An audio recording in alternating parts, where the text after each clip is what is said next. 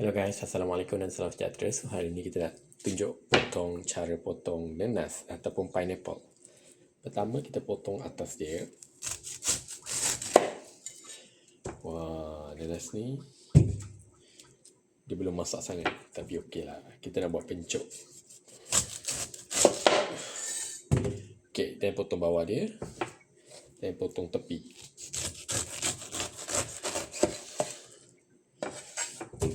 Okey, kena potong lebih sikit, nanti lidah korang akan lidas. Wah, nanasnya tak okey lah, ada orang di dalamnya.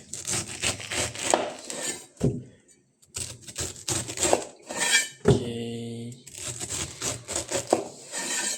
dah siap. Inilah cara potong nanas.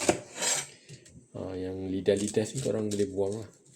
Ada orang dia boleh makan, ada orang dia rajin potong satu-satu, tapi saya tak rajin. Jadi apa yang saya buat macam ni, potong dan buang. Contohnya saya buat sini, buang. Ni mungkin tak expert lah, korang lagi expert. Setelah kita orang lelaki minoriti sangat. Okay, buang. Okay, tengok lagi sebelah sini.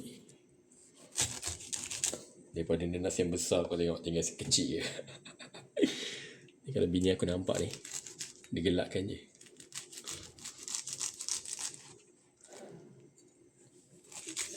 Okey, sikit.